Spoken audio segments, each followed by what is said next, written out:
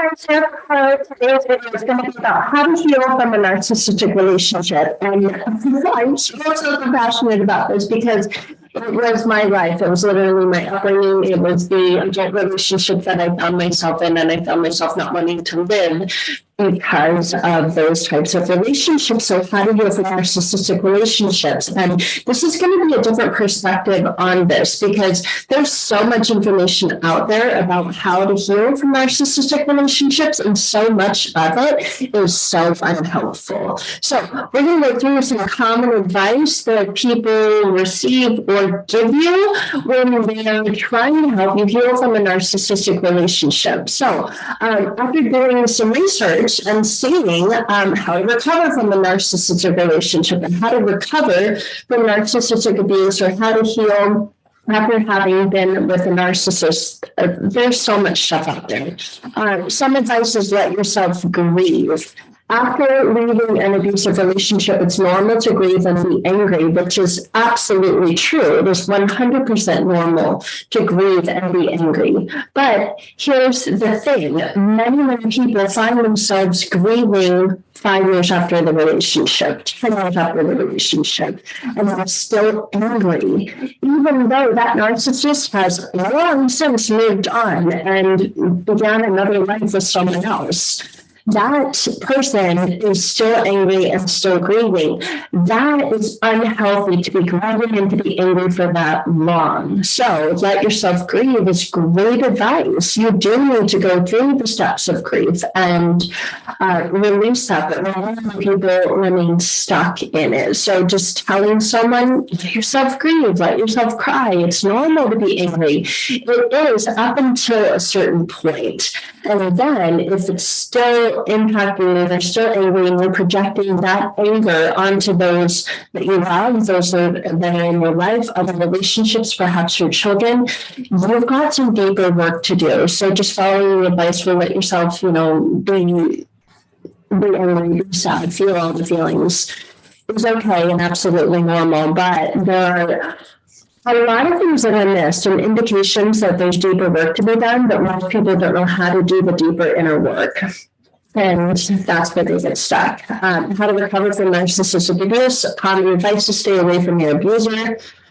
Right? But what if you're in a position where you can't, like I am? I can't stay away from the abuser all the time, 100%. We share a child together. So what do you do if you can't stay away from your abuser? What do you do if you're still dependent on your abuser? What do you do if the abuser is a family member and you can't just take that advice and get away from the abuser? And you want to feel better when you're around them. You want to be able to stand up and speak your voice and stand your truth and not be triggered by them. Then what? So how to recover from narcissistic abuse, if that's the advice that you're following, and someone says, well, just stay away from your abuser, then no contact, and you're thinking, well, that would be great. I wish I could do that. And you can't.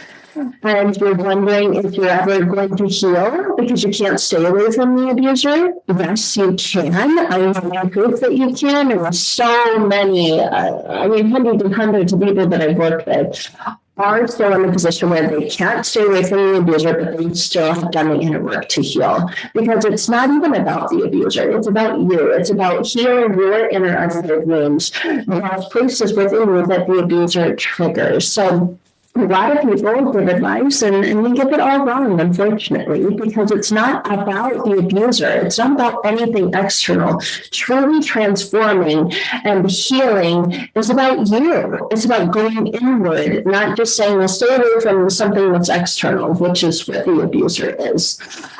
Start building up your self-esteem. That's some common advice given when you're researching how to recover from narcissistic abuse and how to heal from a narcissistic relationship. Build up your self-esteem. And a lot of people, again, externally think, well, I'll have better self-esteem if I give myself a makeover, if I get my hair done, if I lose weight, if I go shopping, if I buy different clothes. Then I'll have better self-esteem. Then I'll feel better about myself. If I get rid of these wrinkles, so if I go get Botox, then I'll have better self-esteem. No, No. So again, I get common advice when followed. It may seem good for a time. It really makes you feel better. You go to perhaps and not look in the mirror and see wrinkles anymore. But that's short-lived. So following advice, start building with your self-esteem. The problem is so many people ask, well, how? Because I get triggered, and when I get triggered, I reach for a box of cookies, and I don't just have one. I have one box, not one cookie, and then I beat myself up, and then I look in the mirror and I feel like I see a fat pig staring back at me. So how in the world am I going to build up my self-esteem? That would be nice. Thanks for the advice.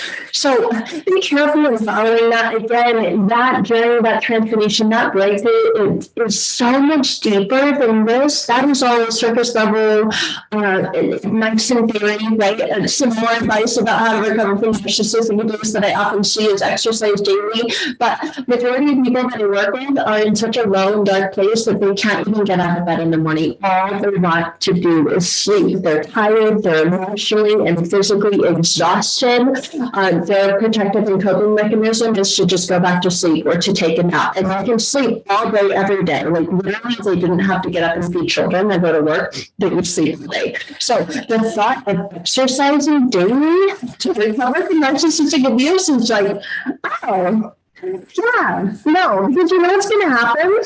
I'm gonna get up and I'm gonna go to the gym and I'm gonna put my shoes on and then I'm gonna get there and I'm gonna see all these gorgeous, really beautiful in shape people and I'm gonna be the fat count of the gym. No thanks. So again, let's just stay at home and have some Ben and Jerry's, okay? So advice on how to recover from narcissistic abuse: exercise daily. Well, it would be great if I even had the energy to exercise, or if I didn't feel like if I went out there, people wouldn't be staring at me and judging me, and then I was going to get so stuck and trapped in my own head of what are they thinking of me. I bet you they think that I have so much cellulite, my butt is so big, and I look horrible in these pants. So that means not exercising daily. So again, good advice, but not really advice that's truly going to help you heal and recover from narcissistic abuse. And some more common advice: be patient. Right? It's so difficult to be patient when you feel like you're constantly triggered, when you're stuck in your head about how long is it going to be like this? It has been like this for how many years now? How many years did I have to deal with that abuser? And even though we're not together anymore, now I still have to be patient and calm. You know what you can go do to yourself? Right? So when you receive or hear or read that advice on how to recover from a narcissistic relationship, how to heal from one, just be patient. It seems like you want to punch whoever who said that in the face because you're sick and tired of being patient. It feels like that's all you've been. And being patient is not helping anything, it's not moving you, it's not making you feel any better. And that's truly what you deserve and desire, is to feel better, not just to be told, be patient. Accept your thoughts and move past them. How can you accept thoughts when they're negative and they're limiting, when they're detrimental, when they cause you to self-sabotage? And you probably logically know that you don't want to accept those thoughts, but you're receiving the advice: accept your thoughts and move past them, let them go. And you get so enraged and so angry because A, you don't know how to accept the thoughts, because why would you want to accept thoughts? And if you're accepting them, then you're connecting with them. You're just like, okay, well, I just accept it. It's what it is. It's always going to be this way. I'm going to be fat, miserable, unhappy forever. And that abuser just gets to continue on and just leave me there broken. Like, yeah, great. I'm just supposed to accept that? Okay. And then move past that. And the problem is you don't feel like you can move past it. As long as you want to move past it, you don't want to just move past it and like roll, continue kicking that can down the road and just continue on like that. Accept it, move past it. I cannot tell you the number of clients that I work with that said that that's what they were told. Just let it go. And you say, I wish I could. But the problem is I don't know how. I don't know how to let it go. I don't know how to accept it. and I don't know how to move past it. And again, that is because it is connected with something so much deeper. It's not connecting with a true core belief about yourself that you are lovable, that you are enough. And without that, we can't move past it, because what's happening is your inner mind is connecting with something that's not really you. It's connecting with a thought, with an image, with a belief that you're not enough. And here's this external proof and validation that that's true. So of course you don't want to relate to that and connect with that, but it feels like that's what's happening and you don't know what else to do because you're being told just accept it. So accept that your life is miserable, accept that you're never going to heal. And that's advice that's given to try and help you heal. So no wonder it feels so frustrating. More advice that's often given on how to heal from narcissistic abuse or how to recover from narcissistic abuse is to create and set goals for yourself. But most people are they're just trapped in this prison of their mind, in the darkness, in the depths of this internal destruction and internal chaos that they don't know who they are. They don't know what they're like.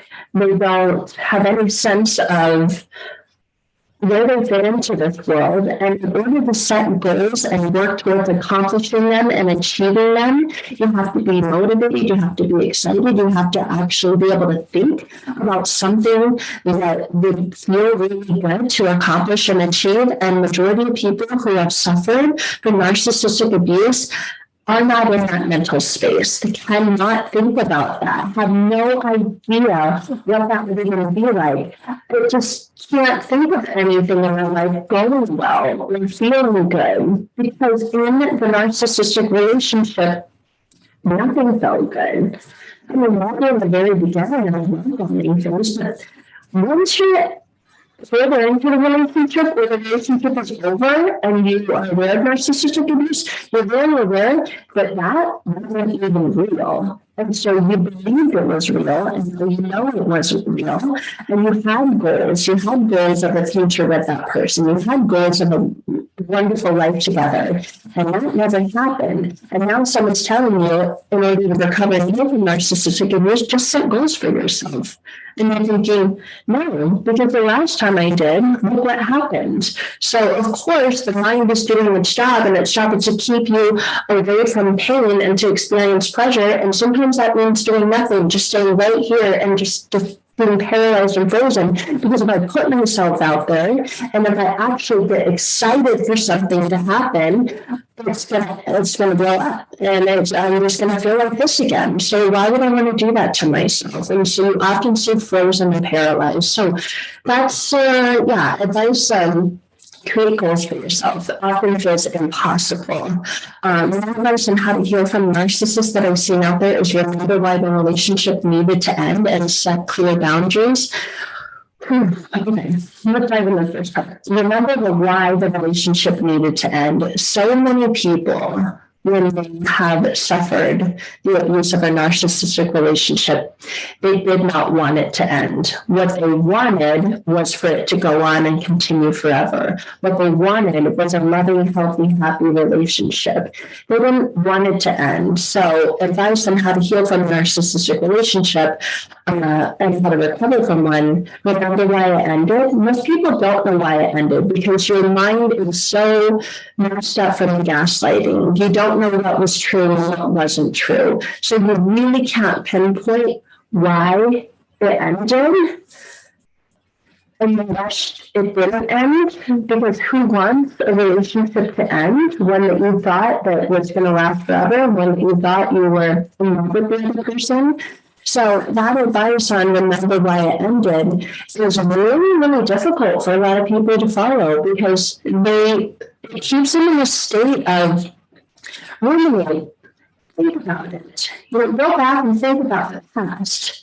Remember why it ended. And I don't know. Like I'm willing to try. I was willing to give it another chance. I was willing to go to therapy with the person. I was willing to give it another shot. I was willing to try and figure it out. So I really don't know why it ended. Maybe that person left me for another person. But even if I mean, with that person, and they said they were doing work on it, I would let them back. So I don't know why it ended. So that advice on remember why the relationship ended is really, really difficult for a lot of people. Really struggle with it.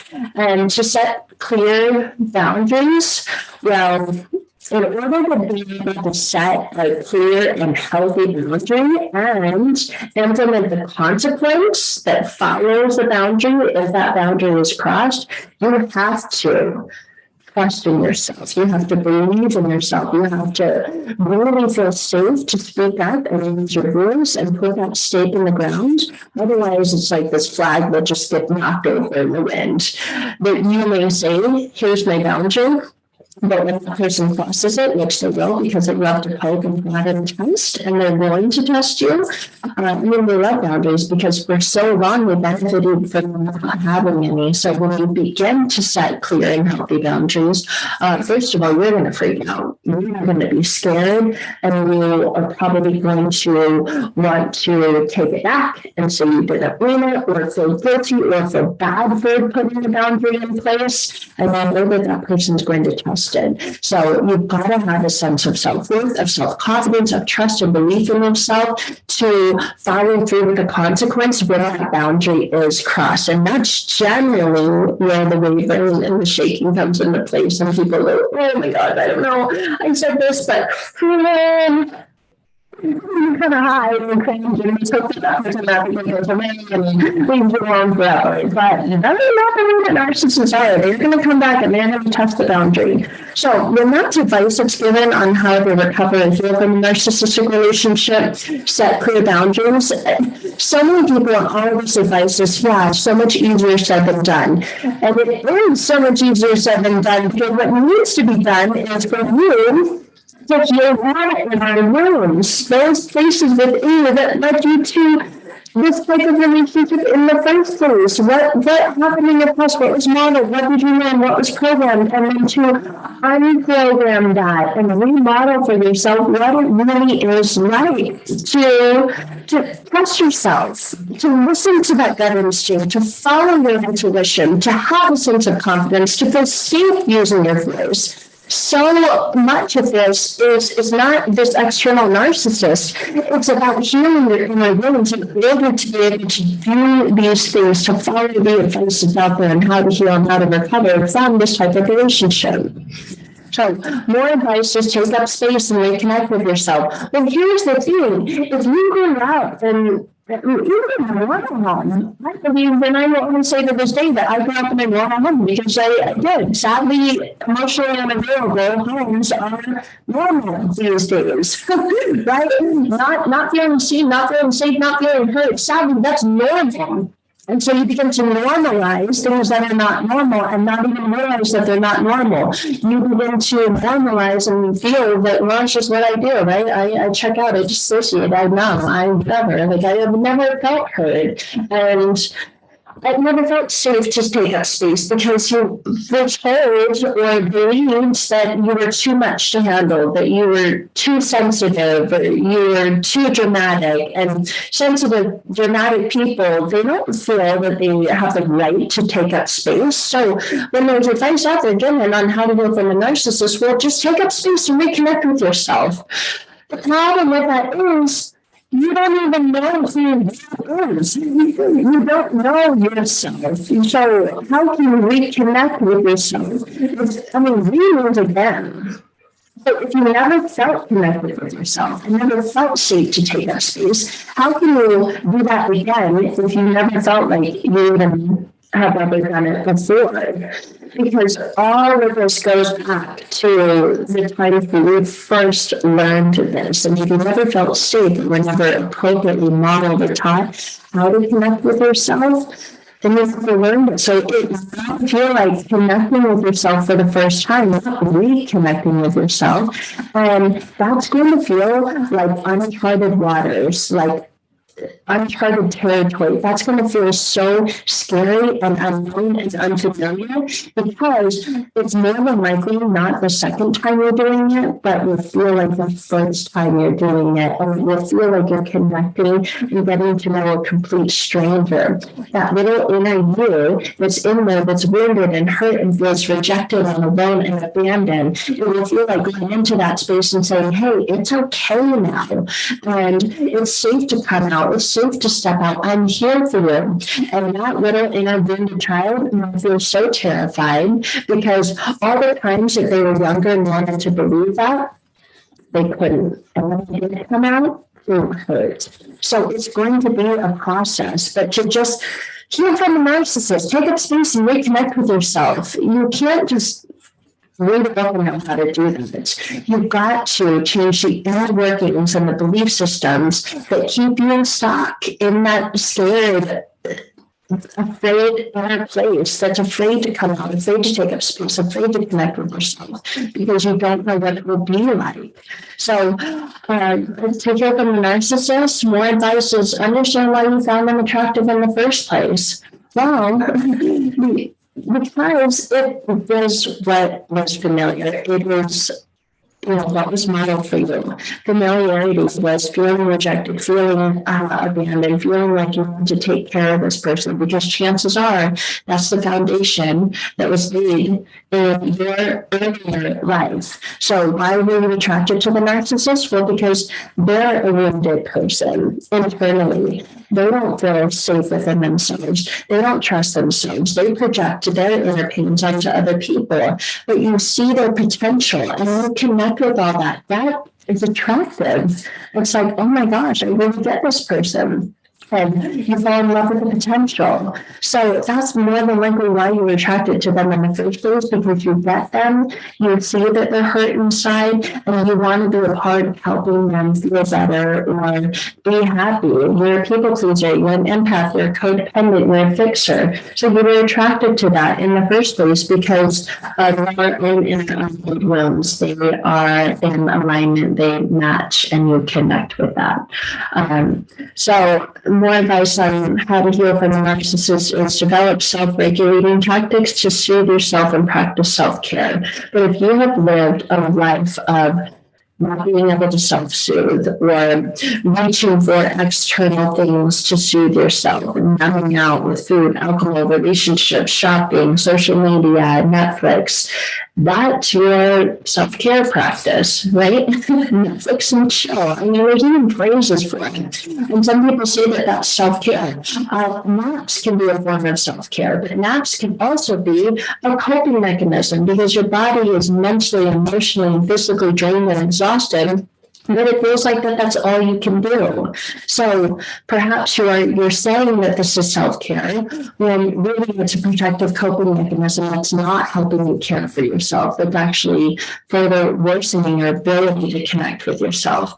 So there's so much advice out there about how to heal from a narcissist and how to recover from narcissistic abuse. I just wanted to make this video to highlight some of it and to have you really reflect on that advice and where you're at in your life. If you are in that position where you're recovering and healing from a narcissistic relationship, or it's been years and you're still in the same place that you were 5 years ago and you're ready to change, you're ready to move forward. I recently connected with a client who it has been 5 years since the divorce, and she said, Sarah, I'm honestly at a place where I can't take it anymore. I cannot take this way of living anymore. I just feel like I want to take my car and let's drive it off a cliff most days because I just can't take this way of living anymore. So following all that advice is, I think it's trying to be nice. I think it's trying to be helpful. I think it's out there to try and get you into a better place in life. But most often it feels impossible. And it feels impossible because your inner mind does not believe that their life is better, hasn't experienced it because of its programming, because of the foundation of its belief systems. there's an inner belief that you're not good enough, that you're unworthy, and that you're undeserving of love, that you're hopeless, that you're helpless, that anything that you try to do is not going to make a dent. It's not going to make a difference, and it's never going to get better, and it's always going to be this way. Because you had those experiences in the past, and so those are the experiences that you've had that have been repeated time and time again and over again that provided this external validation. Well, see, what's the point? What's the point of trying? So it's not so much that you need to put more energy and effort into doing more things, but changing your internal belief system, changing the programming of your inner mind, getting to the root and the core of it, and where all of these beliefs and these thoughts come from at the unconscious level, because unconsciously, 95% of your mind is unconscious, only 5% of it is conscious. So you can sit and twiddle your thumbs and think about why you're stuck in this place all day, every day, but you're going to be there for a very long time. And that is why fast, rapid transformation and healing occurs at the unconscious level, because that is where the root and the core and the cause of all of these feelings, all of these thoughts, and all of these beliefs are housed. So if you're ready to get out of that prison of your mind after you have been with the narcissist, if you're ready to truly heal and truly recover after narcissistic abuse, please reach out and connect with me.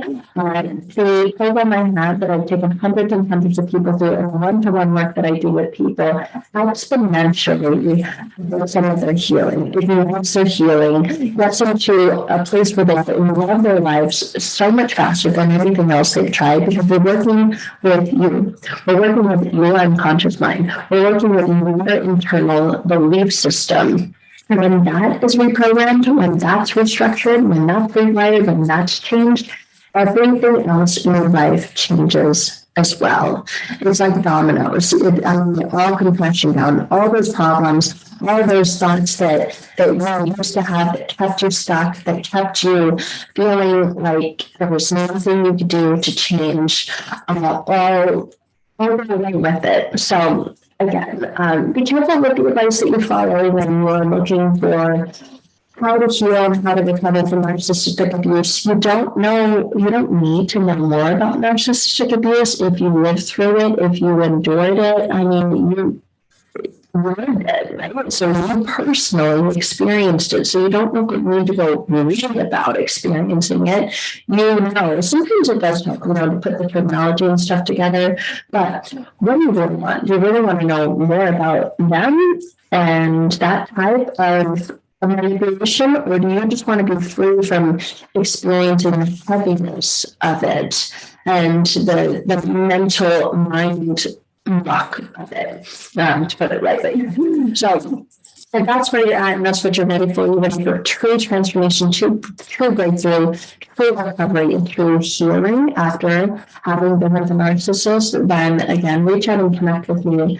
You can find more information in the links below this video, and I hope this helps you. Not that advice is bad. Again, I think it's got a positive intention, but if your mind has all of those beliefs and is stuck there, and you don't feel confident or trust yourself or feel self-assured enough, then all the advice in the world isn't even going to make a dent in your healing. It's just going to go in one ear and right out the other. You're going to end up with a book on your shelf or a program on your computer that doesn't do anything to truly help you transform and heal.